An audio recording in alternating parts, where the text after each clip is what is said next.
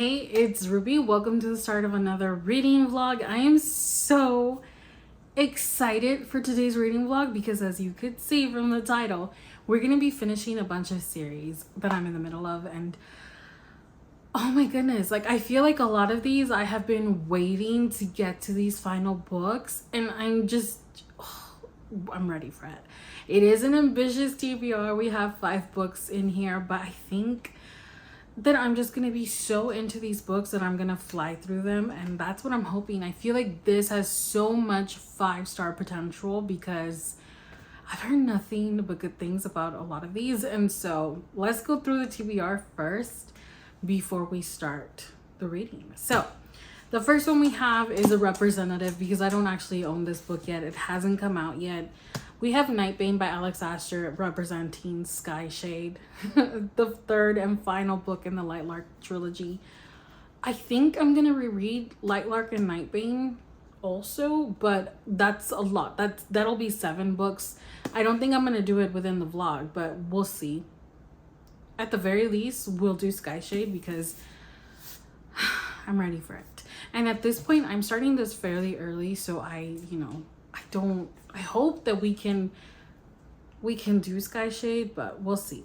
Next up, Wisteria by Adeline Grace, the third and final book of the Belladonna trilogy.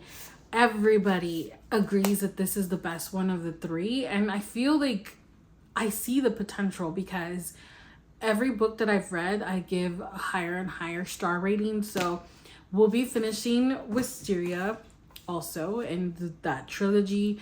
Vicious Spirits, this is the only one that I'm not super excited about, but I want to finish this duology. The first one I didn't love. I think I gave it 3 stars, but I want to see if this one's gonna be better so that I can know if I want to keep this or unhaul it. So we're gonna finish off with this also, and we'll talk about all of these more as we're reading them. We're going to read Bloodmarked by Tracy Dion. This is book 2 in the Legendborn trilogy. The 3rd book comes out next year, early next year, I think March 2025. So I'm so excited because I read Legendborn and it was so good. And then we're going to be finishing off the Bonesmith duology with Ghostsmith by Nikki Palpretto. This is essentially she's a necromancer, she's a bonesmith, and the way that book 2 ends, I feel like now that we know all the reveals, this should be really good. The first one was such good YA, and I feel like this is just it's gonna deliver. I hope it does. So I think we're gonna start off with Ghostsmith. Yeah, we'll just start off with this one because it's a duology. Once I complete this, we will be done, wrapped up with the duology. So let's start off with Ghostsmith. It is, I mean, it's a little long, but the pages, the print is so big. So hopefully we'll fly through this one.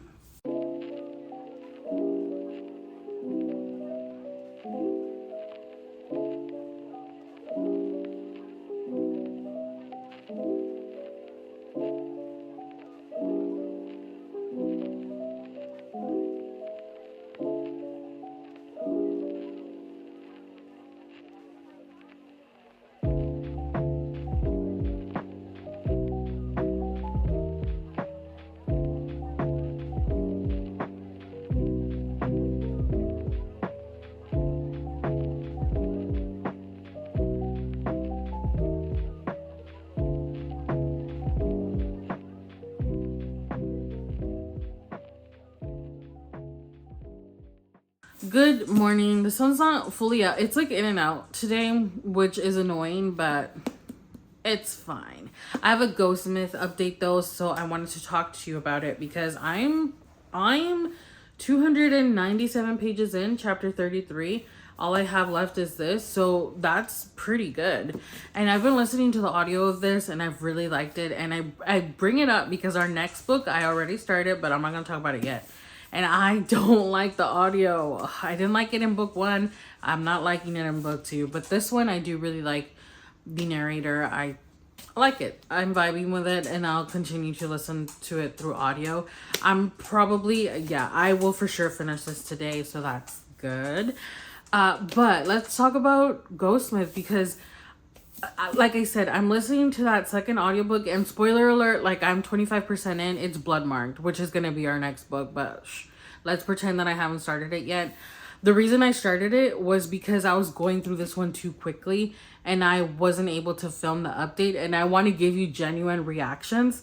So I stalled on this. I stopped purposely at this point so that I can give you a genuine reactions to the end, because if not, then I would have to like read it and then try and remember like how did I react, and I just don't. I prefer it to be like in the moment. So I started that other one, and I don't know, it's just slow. And somebody made a comment on my Goodreads like, why, because I think I was like, it's okay, I've been bored so far, and she's like, why do you continue to read the book if you're bored? Like, you should just DNF it, which is a great point, like a great point. But the reason that I say those things, especially like 25% in, is because I need like instant gratification. Like, I want constant action, I want a fast-paced plot, or I need to fall in love with the characters, and I'm not in love with the Legendborn characters.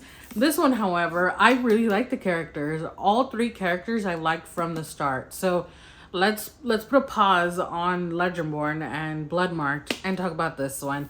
In this, we follow Ren, and she is a bonesmith, which essentially is a necromancer. And all her life she was told that ghostsmiths were eradicated, they didn't exist anymore. But she finds out that things are not what they seem. She's been lied to her whole life, not just on that front, but basically in all aspects of her life. Her family super sucks. They just do. It's a fact. So yeah, at the beginning of Bonesmith, she is getting ready to start this trial to become a full-fledged bonesmith. All bonesmith, like acolytes, have to go through this, and once they complete it, then they are full-fledged bonesmiths.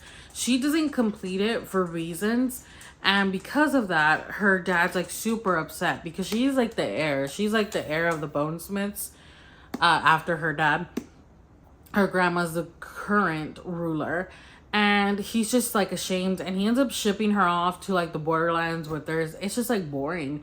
There's no action because they fought that war, and so she's like, how am I gonna be an honorable warrior there? And he's like, you're not. You didn't even pass your trial, you freaking disgrace. He's the worst.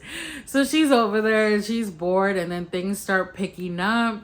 She ends up going after this kidnapped prince, and she's like, if I bring him back, I will restore my glory, my honor, and like my family will be proud of me. You know what I mean? Kind of those vibes. But along the way, we meet somebody else, somebody else's. She starts realizing that her family is shit and withheld a ton of stuff from her. And it's honestly a really fun YA. Really fun. I really liked it. And this one is reading the exact same. We pick up right where we left off with Bonesmith, and she, now has all this new knowledge of how things went down in the past that she was not aware of. So she's coming in here with answers. But along with it, she's also opening herself up to new people that she doesn't know if she can trust or not. And yeah, it's been fun. Honestly, from the beginning, I've been entertained. I've been sat. I just think that this is such a good YA duology, and I don't really hear people talk about it. Maybe, like, I don't know, maybe people don't like the vibes. Is it the best duology I've ever read in my life? No. But for a YA duology, it's so good to me personally. I really vibe with it. And I said it before, but she's essentially a necromancer. And I said, like, if you really wanted to read the Locked Tomb series, like Gideon Harrow, Nona the Ninth, and you just couldn't get into it, or you couldn't really understand it, but you wanted those vibes like the necromancer, try this one, because it's been good. But yeah, let's keep going. I don't want to talk too much. Let's keep going and see how it finishes, because something like huge happened right now, which I'm not gonna tell you what it is, because I was like, wow, they went there, huh? And then I feel like like it happened and it was like a wow moment, but I feel like it's not a permanent thing. So there's just been like a little twists and turns and reveals and stuff, which are predictable because it's YA, but they still get me. I'm still like, I go into YA with the mindset that this is not for me.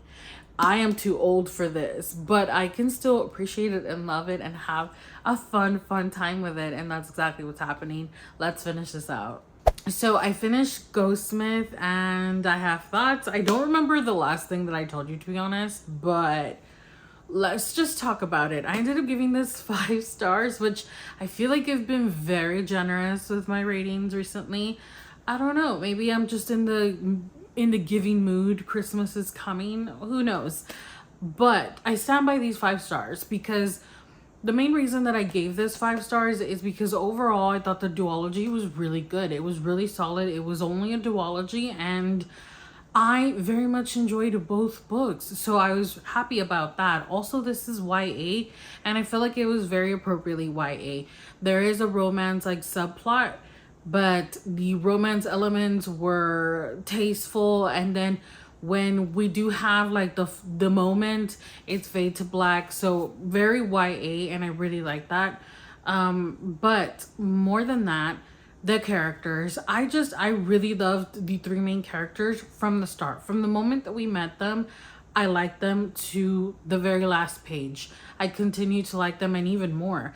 And my favorite character is actually the 3rd one.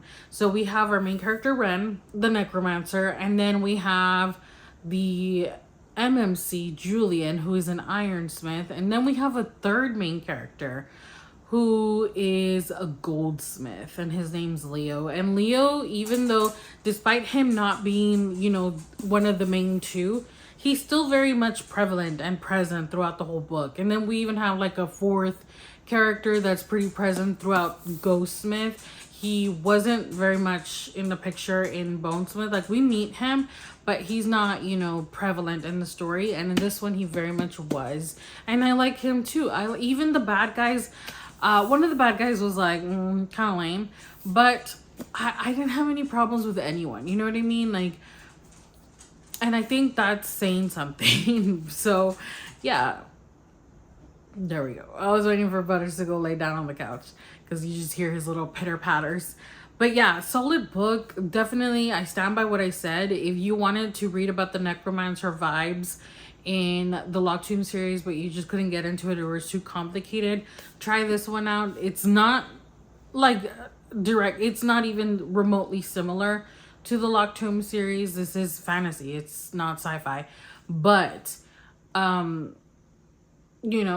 she, at the heart of it, she's a necromancer, so check it out. I don't regret it. I'm very happy that I own the books, and I'm happy that I ended up really liking them. So a solid book, solid start to finishing out these series. I'm definitely gonna hang on to this and will not be unhauling it. So I have started Bloodmarked, and actually I'm almost done pretty much. But I want to finish out this part. I'm about to finish out part 3. So I'm going to finish it real quick, and then I'll come back and we'll discuss how I feel so far with Bloodmarked.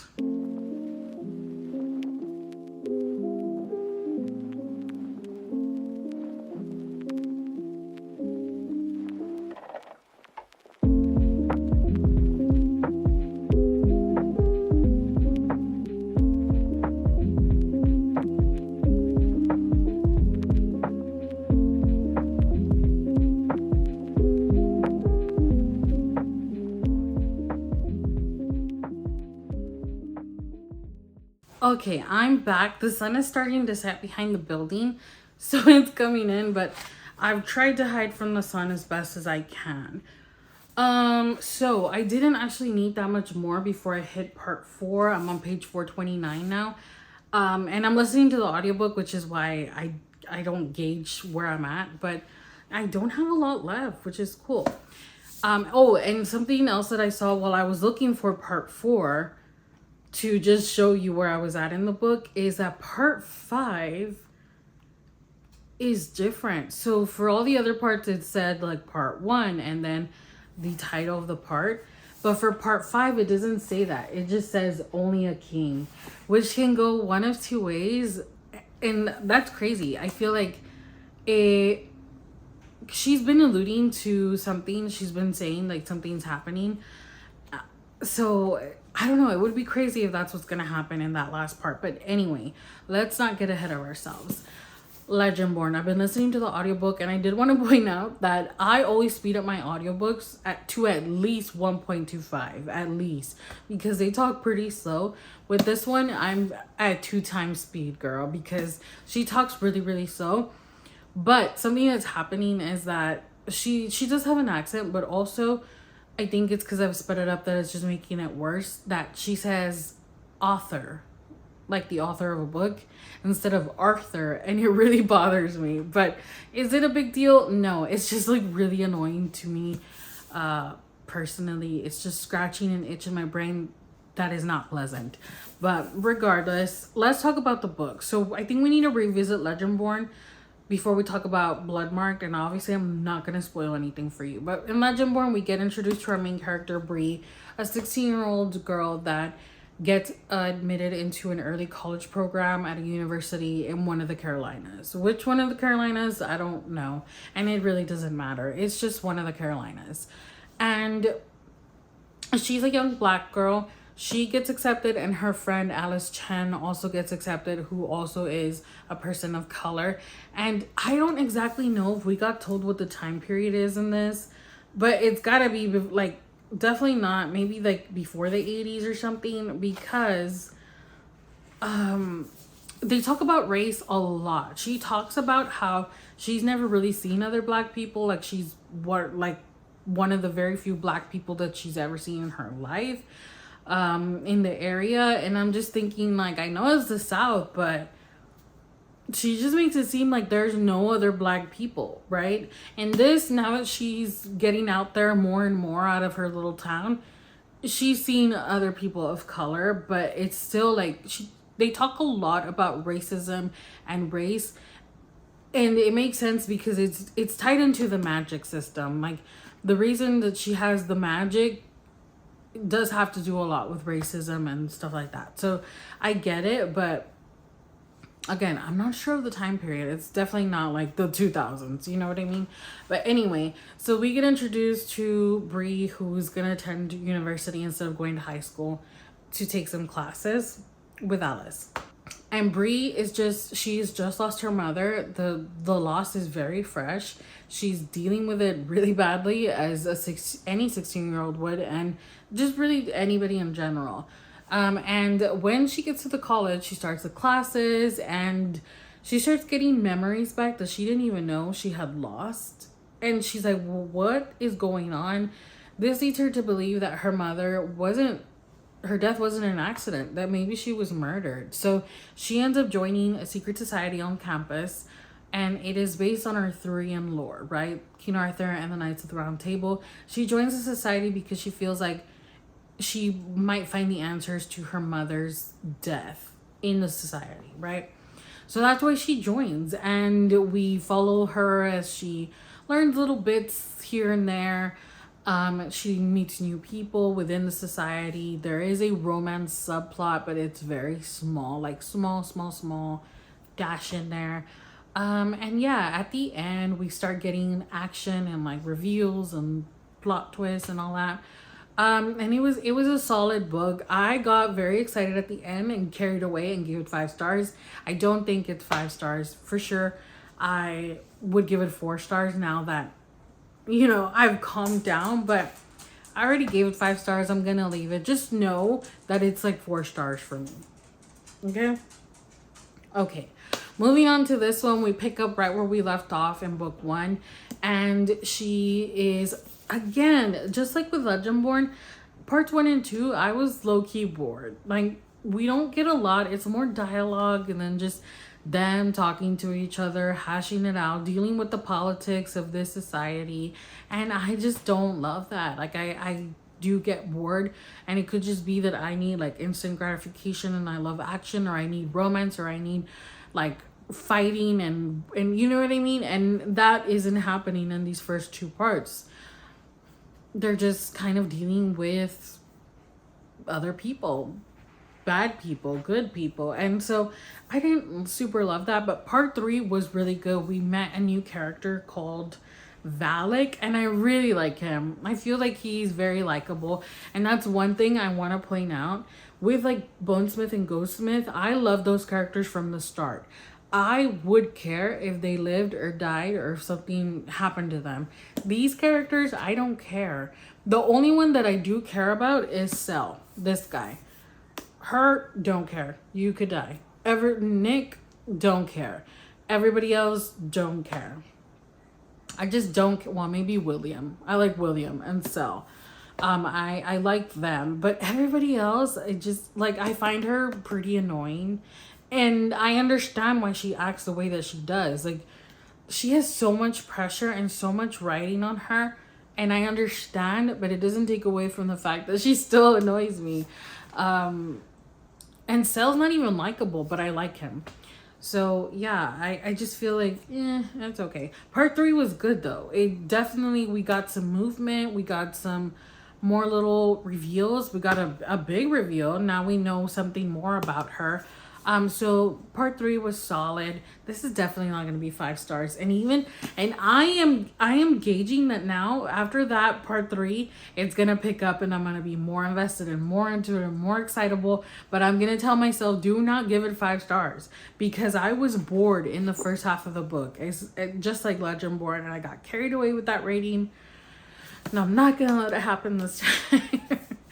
But yeah, I read some reviews that said that they didn't like this book that much because it focused on her romance with one of the guys, and I don't understand what they're talking about, because I only have this much left and there has been no romance. Like, there is a connection at times, like they have moments and then they go back to being mad at each other, like, and then they have another little moment, but there's no like intimacy. Well, there's no physical intimacy. Like, they never talk about their feelings. They, every time they get close, they're just like, never mind, you know, and they don't talk about it. So I don't understand. At this point, I don't see how they can feel like that it was just about the romance. Like, what book did you read? I don't understand. But anyway, let's keep going. Let's finish this out. I'm probably gonna listen to the audiobook as we get things done around the apartment, and I will check in once I'm done with it. Good afternoon. It is 3:54 now, and I finished Bloodmarked. I have the laundry going, the dryer going, so sorry, but yeah. That's all I've done today. I've just listened to this audiobook and done laundry and like folded clothes, and that's really it. But I finished this, and I did go ahead and go into my Goodreads and bump down Legendborn to 4 stars, and I also gave this one 4 stars because I had a similar experience with both of them. And after reading Ghostsmith, I was just like, I didn't enjoy these the same. So overall, 4-star series so far. Oathbound, the 3rd book, is coming out, I think, March of 2025. So I will be reading that one because I want to see how it concludes. The way that it leaves off, I'm invested. Not like, I'm not crazy about these. I feel like when I finished Legendborn, I was so hyped, and now that I've continued to read, it's dampened for sure. But I do think it's a solid YA series. I do think it's different from what I've read before. It's definitely interesting with the Arthurian lore, but it's nothing like amazing, you know what I mean? Definitely worth a read, but it's not gonna blow your mind. At least it didn't blow my mind. But solid. Part 4 was probably where I started getting really into it, and then this last part that says Only a King was also really good. Yeah, I mean, solid. The way that it leaves off with our main characters, I still think that Cell is my favorite. Like, there's not even a close second. Brianna, the main character, I still don't care for her. Nick, the other MMC, I'm also not super invested in. And we didn't see him a lot in this book, so that could, you know, be a reason that I'm just not really caring about him. But yeah, I just, other than Cell, I just don't care enough to consider this like an all-time fave. So there's that. I mean, it's good, but for sure the first half of both of those books slow. Second half picks up and it gets good. So yeah, anyway, we're gonna move on to Wisteria because I'm so excited.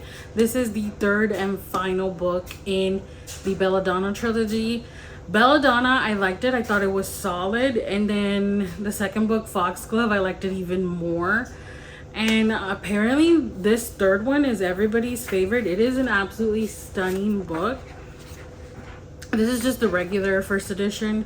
Barnes and Noble has like a white one, but I wanted the blue one because I've said it so many times. I love blue books. But I'm gonna move on to this one and see how it goes. I'm excited. I feel like this has 5-star potential and I want another 5-star just like I had with Ghostsmith. So yeah, what is this?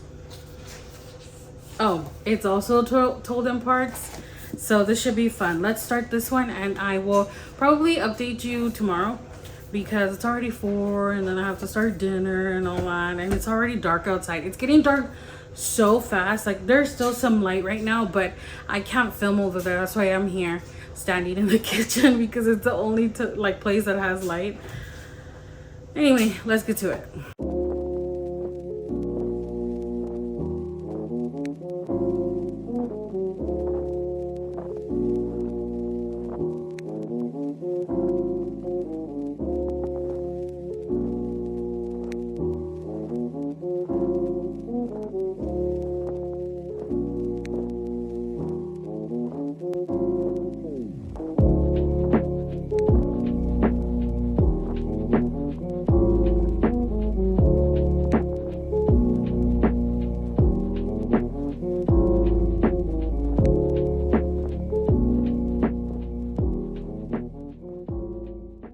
Hey, so I have a Wisteria update.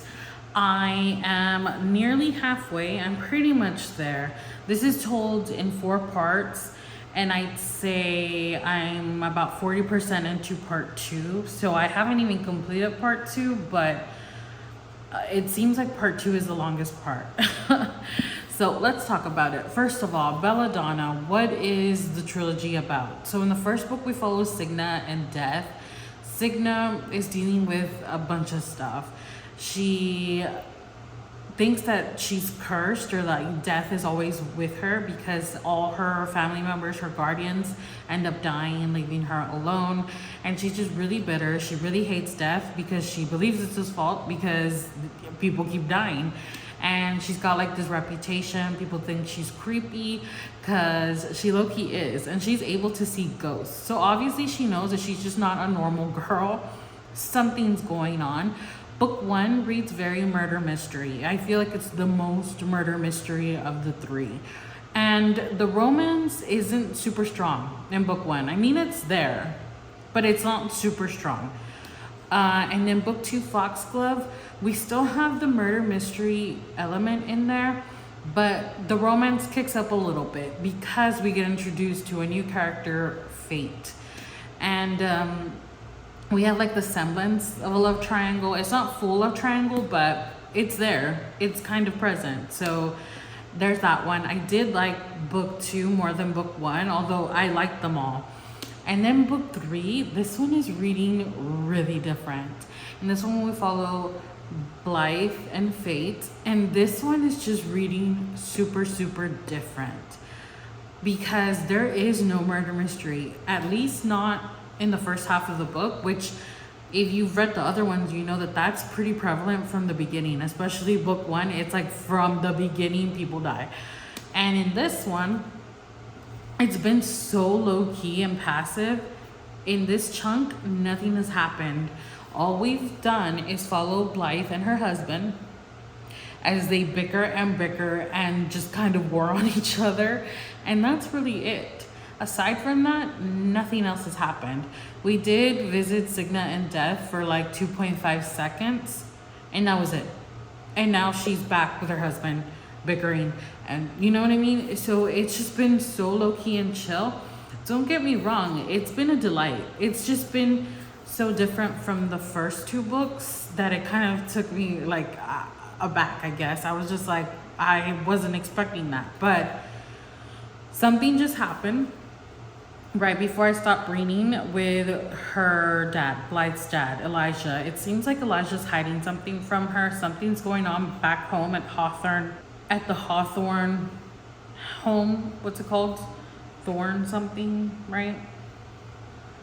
Can't remember what it's called. I feel like they just said it. Thorn Grove. Something seems to be going on at Thorn Grove, and he doesn't want to tell her, but he does say that he doesn't want her going because he doesn't want her in danger. So she's obviously panicking because she always panics for her dad. And she agrees that she won't go back until the Christmas ball that he's gonna throw.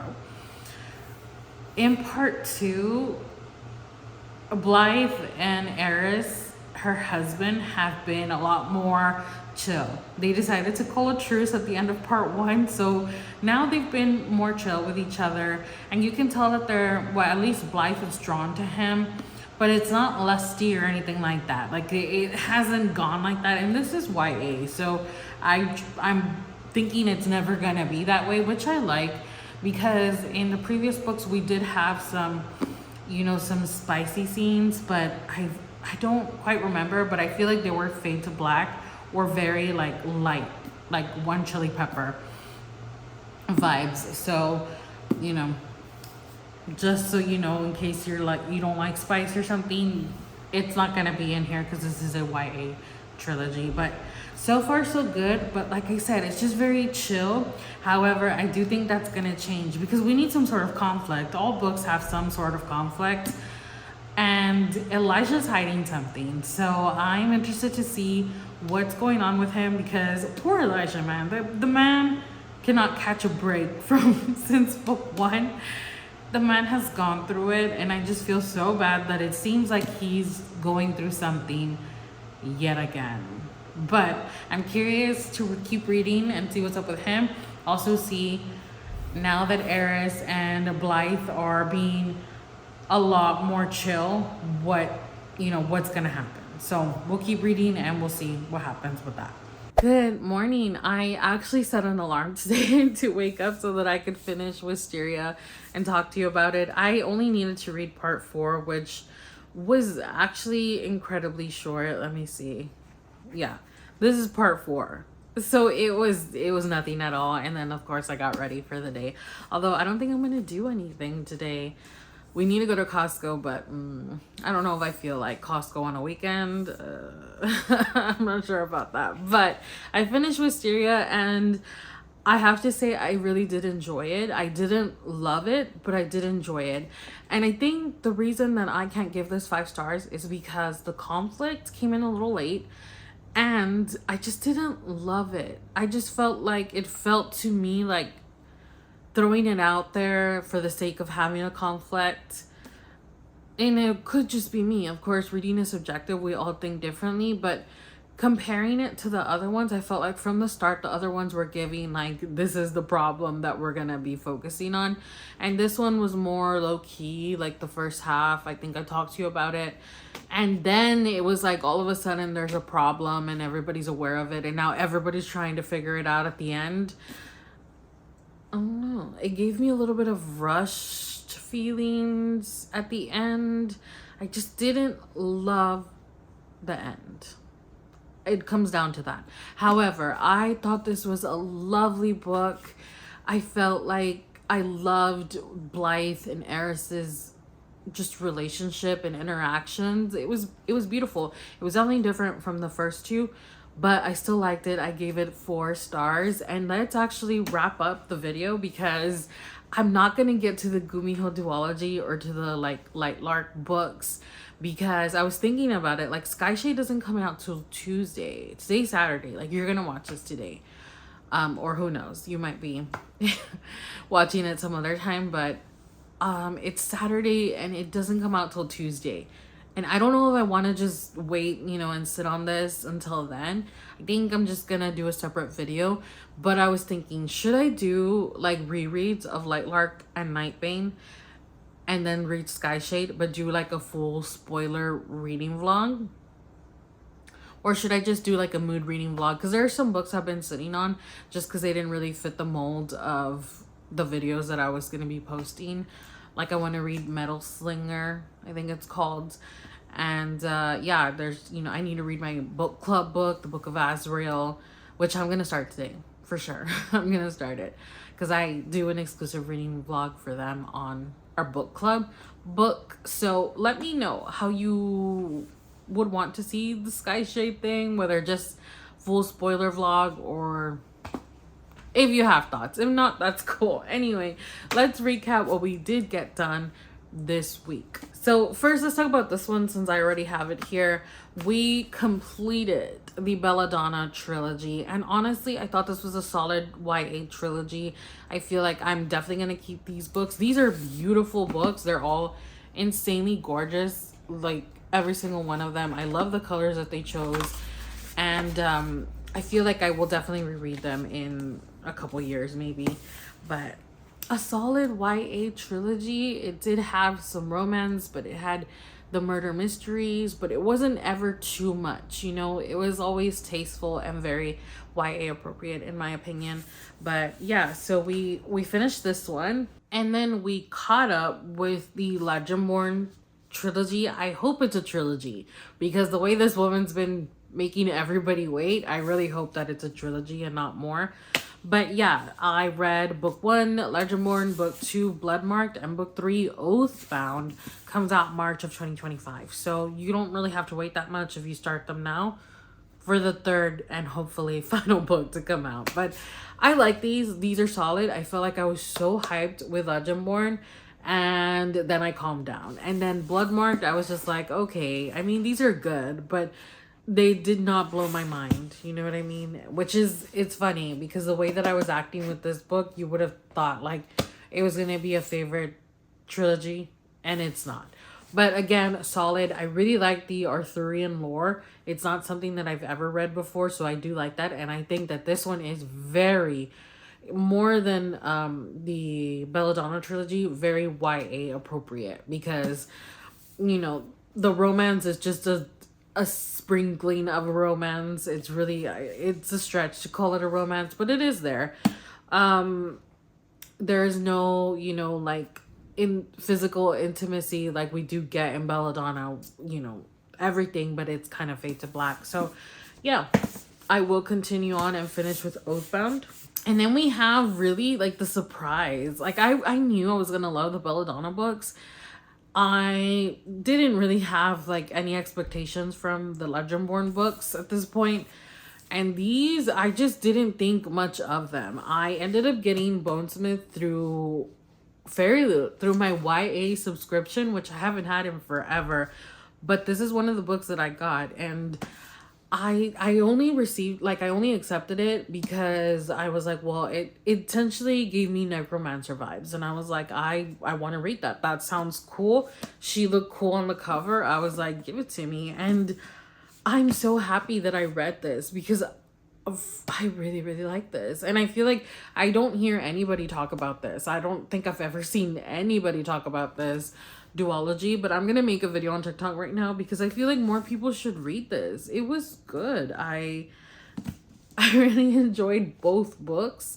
Yeah, it was just a solid duology. I felt like it gave everything that I wanted it to give, and I do stand by what I said before of the Locked Tomb series. Like, if you wanted to read, you know, the necromancer story, but you just couldn't get into that, it was too much or too confusing or just not your thing, try this one. This one's just so easygoing, like straightforward, not difficult to get through, but she is essentially a necromancer.